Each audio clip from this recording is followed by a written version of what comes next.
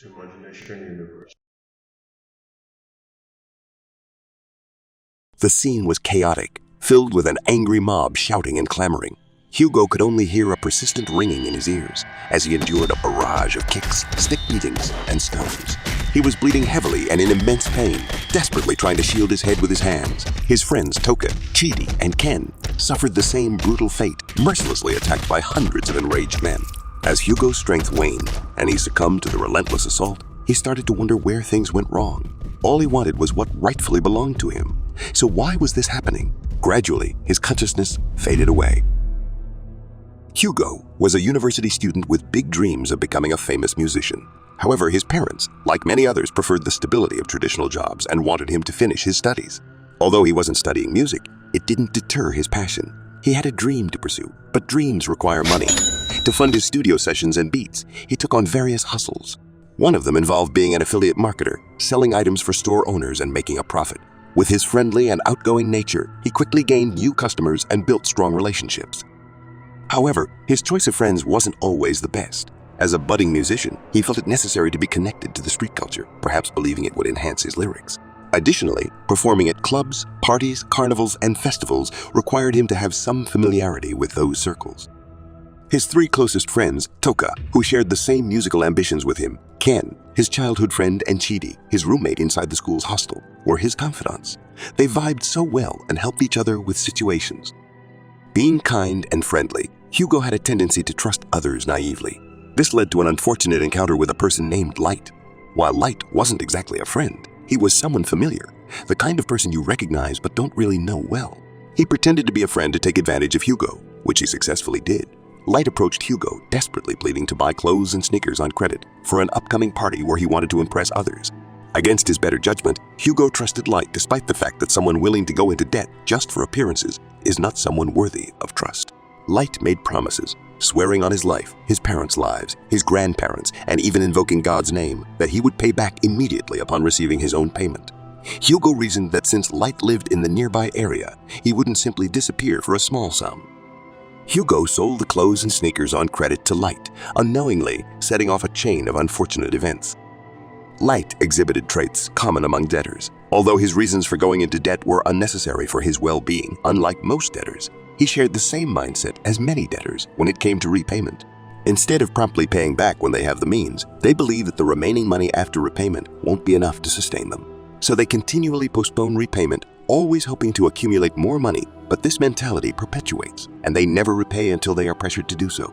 In Light's case, he had the means to repay, but he prioritized maintaining his extravagant lifestyle and false image, spending money on frivolous things like alcohol and women.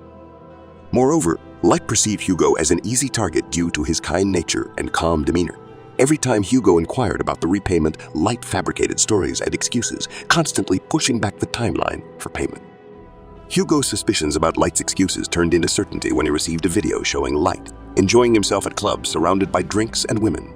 This infuriated Hugo, prompting him to rush to the club to confront Light. Caught in the act, Light tried to explain that he had just received money and was celebrating. However, he only had cash and nothing in his bank and asked Hugo to come to his place the next day to receive the payment.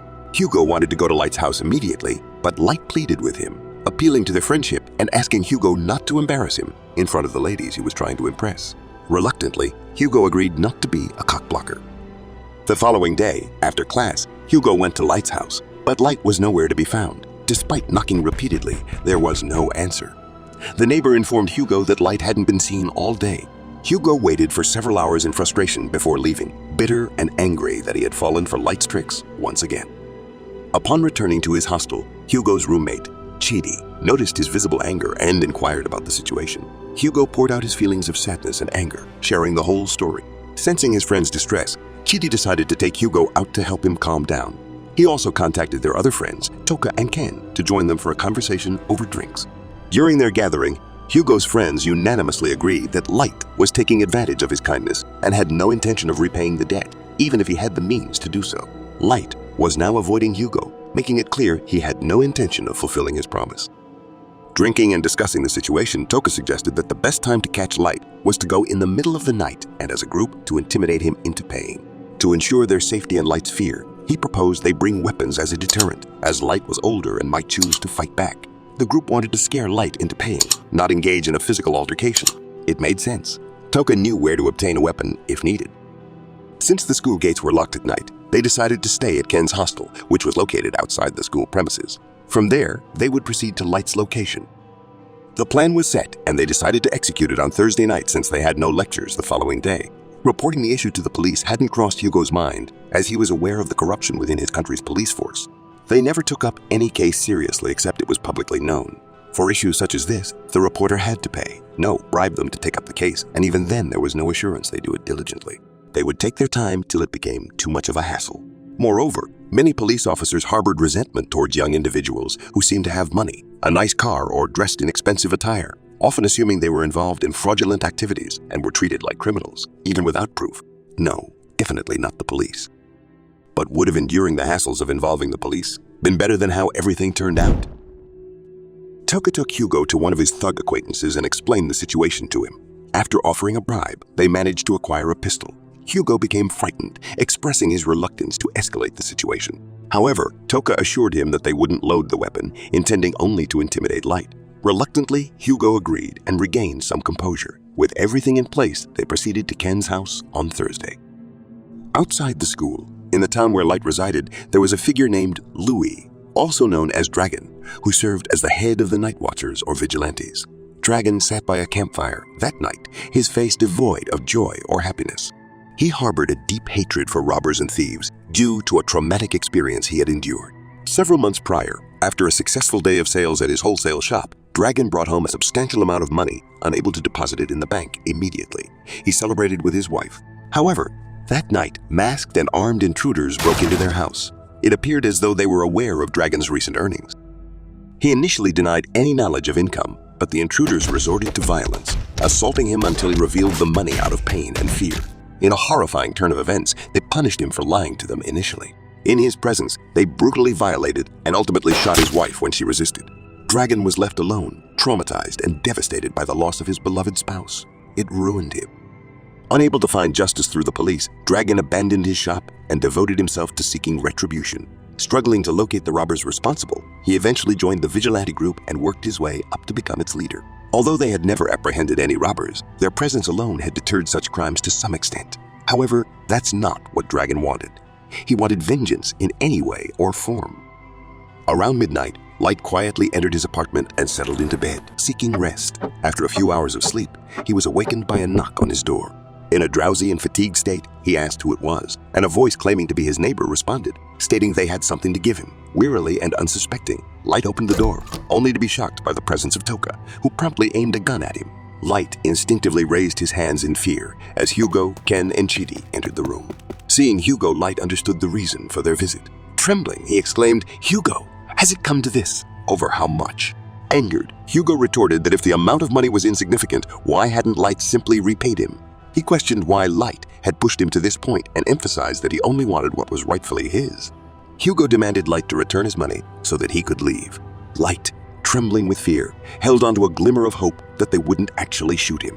He believed they were merely trying to intimidate him, but a nagging doubt lingered. What if they were truly crazy enough to pull the trigger? Panic set in as Light realized the severity of the situation, particularly because he didn't have any money on hand. Once again, he had recklessly squandered his funds. Attempting to negotiate his way out of the predicament, Light pleaded with the boys, but his pleas fell on deaf ears. Since Light couldn't provide the money he owed, Hugo decided to compensate by taking Light's phone and laptop, intending to sell them and recoup his losses. Hugo added that if there was any extra money from the sales, he would return it to Light. However, Light vehemently opposed the idea. He relied on his phone and laptop for financial purposes and couldn't afford to lose them. Despite his protests, the boys remained resolute.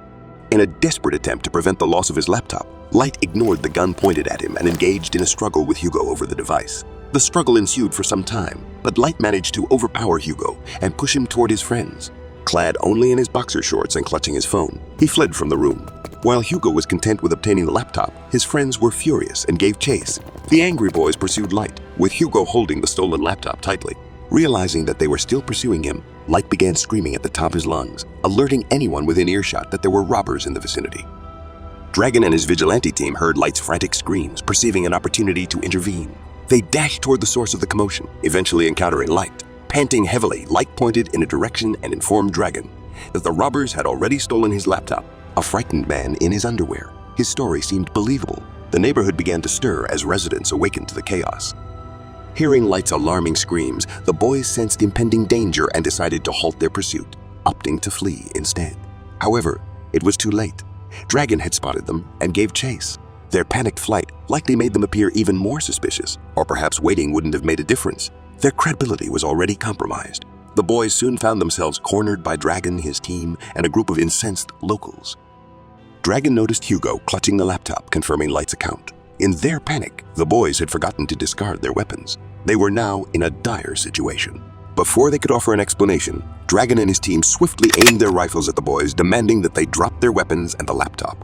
The boys attempted to explain themselves, but Dragon refused to listen, bellowing, "Drop your weapons and lie on the floor, now!" while cocking his rifle. The boys slowly dropped their weapons, explaining that it was all a misunderstanding. But it all fell on deaf ears. Immediately, they dropped their weapons. They were rushed by the men. They were mercilessly beaten, their clothes torn from their body. The vigilantes were relentless and hit them with anything and everything they could carry. The boys kept begging, over and over again, trying to plead their case, mentioning that they were just students, but it all fell on deaf ears. The sun was rising. Dragon decided to parade them around the town to show the townspeople what happens to thieves. This should have been reported to the police, but Dragon wanted his own form of justice. He felt all robbers deserved the same penalty, death. Deep down, he probably knew the boys were telling the truth about being student, but he was too blinded by rage and revenge and just wanted to punish anybody. Besides, they would serve as an example to everyone who ever wanted to think of stealing. And so he convinced himself he was doing the right thing.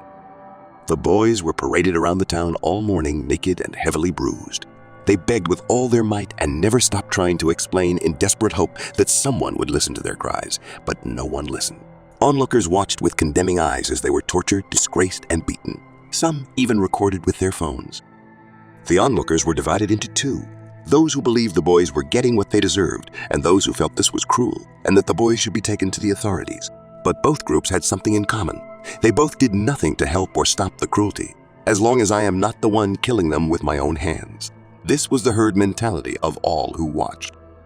The police had been called and some of them arrived, but Dragon had slyly convinced them not to do anything, using the anger of the people and some bribery. He was right about the anger of the mob. It was uncontrollable. They wanted blood.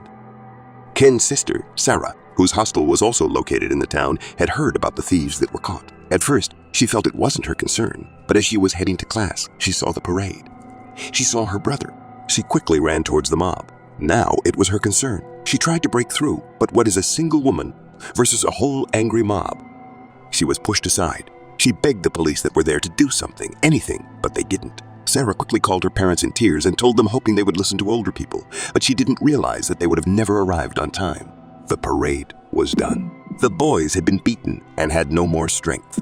Their pain had consumed them, and they were barely conscious. Their skin had been torn in many places, and they were drenched in their own blood. Their faces were disfigured and swollen.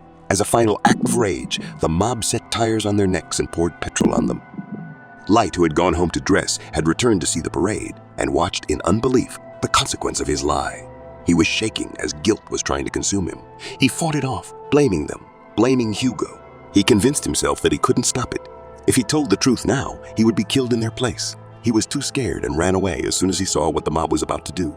He disappeared and was never heard from or caught. Dragon watched with cold indifference as the boys were drenched in petrol while smoking his cigarette. All he saw was the masked men who had violated and killed his wife, getting what they deserved. And with a cold heart, he threw the cigarette on Hugo and immediately.